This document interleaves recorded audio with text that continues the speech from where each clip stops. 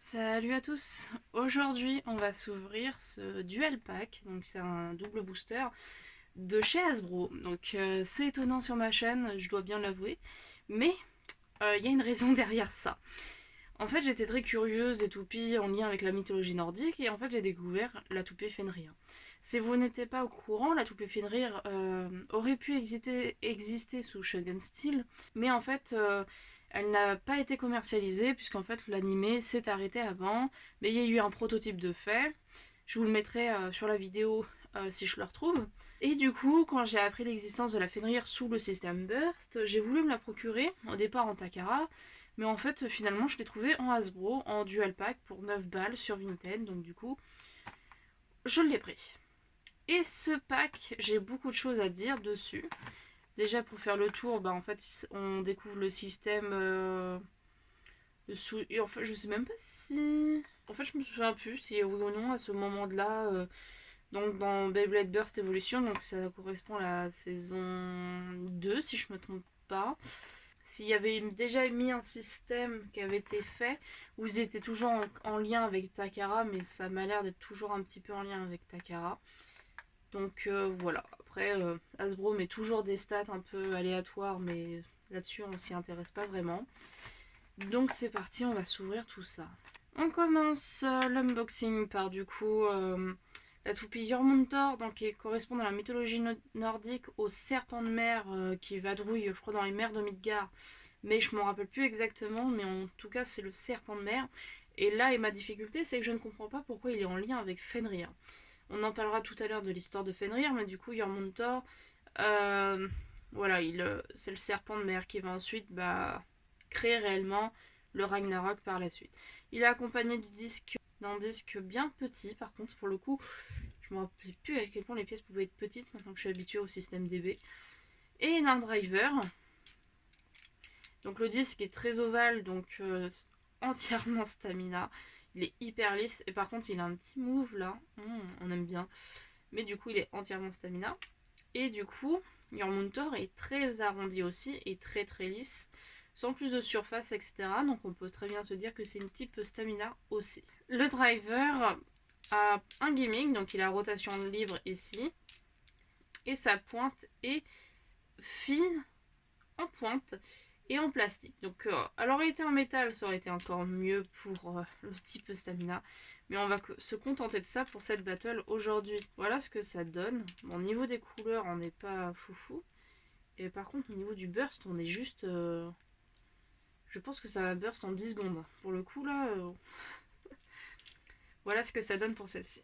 Ensuite, voici la toupie Fenrir. Donc celle-là que je voulais absolument à la base, que j'aime énormément. Donc beaucoup l'ont aimée et beaucoup l'ont détestée à cause de son côté trop lisse. Puisqu'en fait, elle est de type attaque. On le voit par ses reliefs, on le voit par ses petits crans ici de choc. Mais en fait, ce ne sont pas des chocs agressifs. Donc en fait, ce layer, faudrait plus le tourner vers un autre type s'il est un peu plus équilibre, je dirais, quelque chose comme ça, ou plutôt défensif. Parce que pour l'attaque, c'est sûr qu'il n'est pas assez agressif, mais après, à voir ce qu'il peut faire. Donc, pour la mythologie nordique, pour la petite base historique, la toupie Fenrir, en fait, c'est le loup, donc c'est le fils de Loki. À l'origine, en fait, il était pas méchant, mais Odin a eu notion qu'il serait la cause de sa mort et la cause du Ragnarok, donc la fin du monde. Et de ce fait, Odin l'a emprisonné, on va dire ça grossièrement, donc il l'a emprisonné. Sauf que à la base, Fenrir n'était pas méchant, mais il était promu à un pouvoir très très grand. Donc l'histoire veut, et c'est l'histoire de ce dilemme dans la mythologie nordique, est-ce que Odin a eu raison par peur de que la prophétie se réalise? Est-ce que Odin a eu raison de l'emprisonner? Et est-ce que c'est pas le fait de l'emprisonner qui a créé le Ragnarok en réalité? Qu'est-ce qui se serait passé? C'est Fenrir, du début de sa jeunesse jusqu'à la fin de sa jeunesse, il n'aurait pas été emprisonné. Voilà l'histoire de ce dilemme. Est-ce que quand on a peur de quelque chose, faut-il intervenir ou laisser faire les choses? Faut-il essayer de l'empêcher ou faut-il l'accepter et s'y confronter? Et c'est l'histoire du dilemme autour de Fenrir et d'Odin. Donc je compte me procurer la toupie Odin, peut-être sous Hasbro aussi. Ensuite, au niveau du driver, au niveau du disque, on a un disque type attaque assez basique. Et au niveau du driver, nous avons une pointe plate en étoile, donc type attaque aussi. Là où je ne comprends pas pourquoi ils sont vendus ensemble, certes, oui, ils sont de la même mythologie, certes, ce sont tous les deux des créatures, mais c'est surtout qu'en réalité, dans l'histoire de la mythologie nordique, ils n'ont pas réellement de lien, à part au moment du Ragnarok, mais en fait, ils ne se sont pas censés se rencontrer. Donc c'est ça que j'ai du mal à comprendre pourquoi ils sont vendus ensemble. Ça aurait été beaucoup plus logique de vendre Fenrir avec Odin, par exemple. Là, l'histoire serait bonne. Ou comme il serait plus logique de vendre Jormungandr avec une toupie qui représente Thor, par exemple. Ça aurait été beaucoup plus logique aussi. Mais bon, ils ont fait ce choix-là. On va s'y confronter et on va aller faire se battre à l'honneur d'une bladeuse que j'ai rencontrée récemment qui s'appelle Glory Illustration. Donc je vous invite à voir son compte Instagram. Et c'est grâce à elle qu'on a refait le design de ma chaîne. Et elle a ce set, elle a ce pack. Et du coup, c'est elle qui m'a donné envie d'acheter ces toupies. Donc du coup, à son honneur, on va faire une vidéo battle et j'espère que ça sera plein de burst.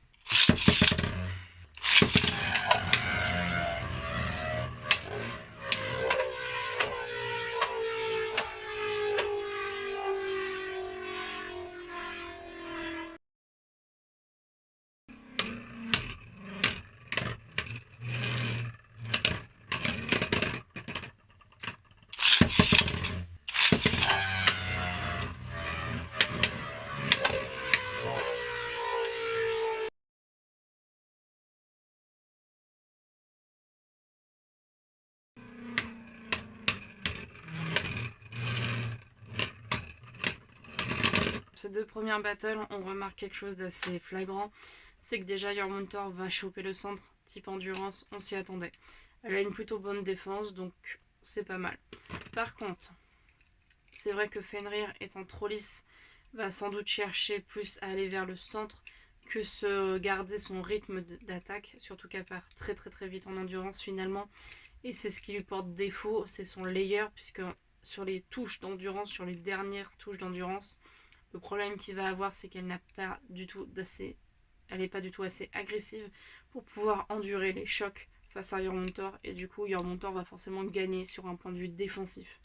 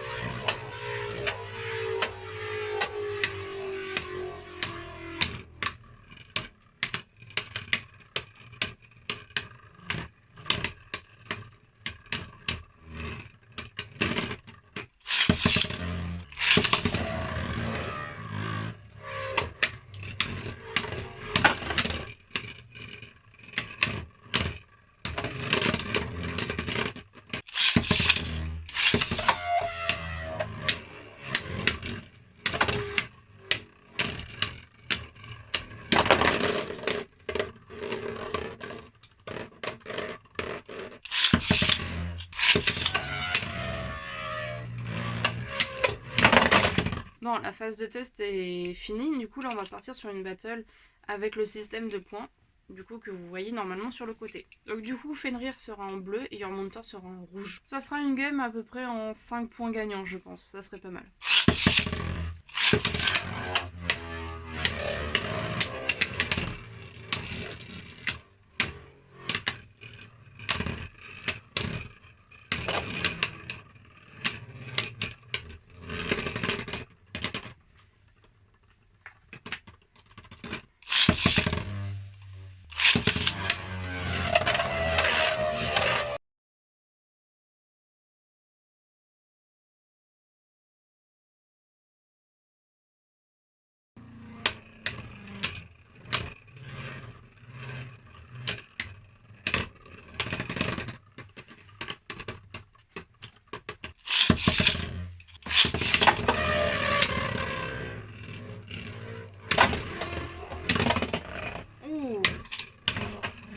d'éjection? Non, trop tard, on n'aura pas d'éjection.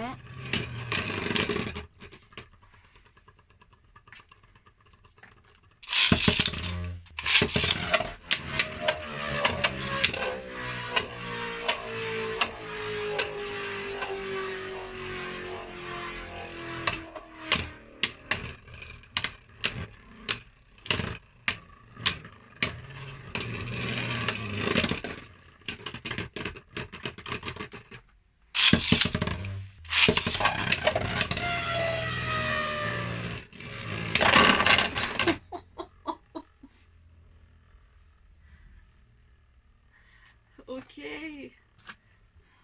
Bon, comme vous l'avez vu, c'est Yormuntor qui a gagné. C'était évident, elle a plus un côté défensif que Fenrir.